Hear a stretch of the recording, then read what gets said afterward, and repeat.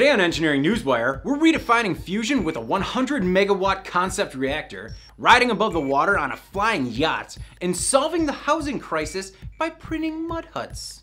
Personally, I prefer tiny houses.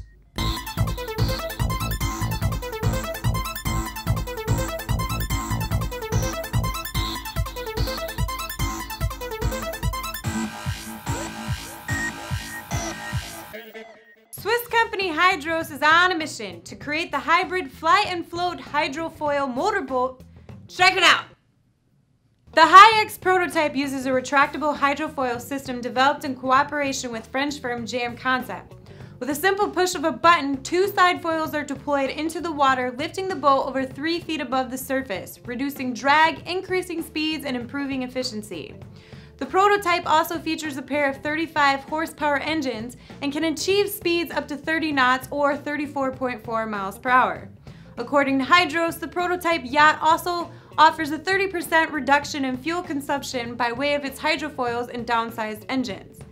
In cruising mode with foils up, the HighX will be capable of 35 knots, will feature reduced drought for low deep water and reduced drag at low speed. It will also feature classical dimensions for docking and safety in every weather condition. In flying mode with foils down, the HighX will be capable of 45 knots with high comfort in rough sea conditions, reduced drag at high speed, lower fuel consumption, new flying experience, and higher maneuverability.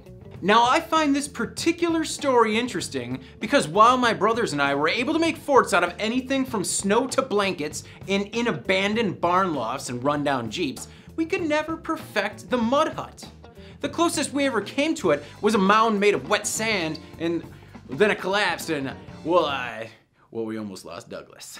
The Italy-based World's Advanced Saving Project, or WASP, is going to solve the world's housing crisis by turning impoverished communities into massive colonies of mud wasps.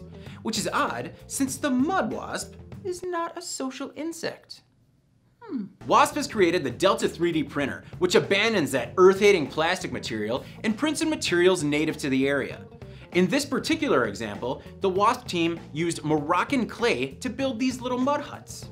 The company unveiled the 3D sculpture at Maker Faire Rome the first week of October, and while they didn't bring their 20-foot tall mud extruder, which is capable of printing 10-foot tall structures, they brought the little guy and printed 4-foot tall proofs of concept. The print was so small because full-scale models would take 2 weeks to print, and the company only had 2 days in Rome. Well, according to the company, the printer only needs 2 people to assemble it, but while I find it fascinating as a first step in printing mud, clay, sand, and other natural fibers, I have to think that my brothers and I could still make a halfway decent mud hut in half the time. Think, guys. Let's do this weekend. So we're all familiar with nuclear fission. It's the traditional form of nuclear power where facilities take massive-sized atoms like uranium and break them down, which releases a pretty good chunk of energy as well as a few other things in the form of nuclear waste. The opposite of that, known as nuclear fusion, has proven to be conceptually better, but more challenging to harness. It's only the same type of energy that fuels our sun, not really a big deal. Well now, Lockheed Martin has made a technological breakthrough, and the team thinks that they could have a reactor ready for use in just a decade. The first concept is no Mr. Fusion. I need fuel. Go ahead, quick, get in the car. But it does measure in with a footprint of just 7 by 10 feet, meaning it should be small enough to fit into the back of a truck.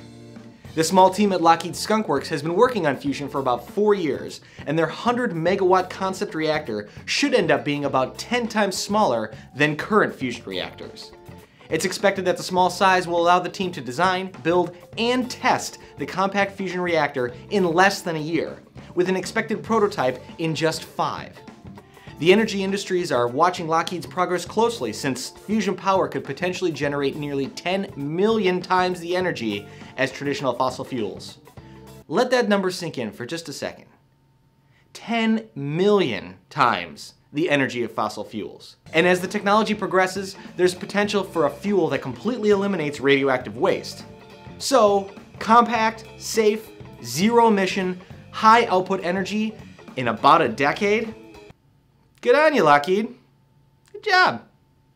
Do you have story ideas? Comment below and we'll cover them in the next episode. For the PD&D channel, I'm David Manti, and this has been your Engineering Newswire.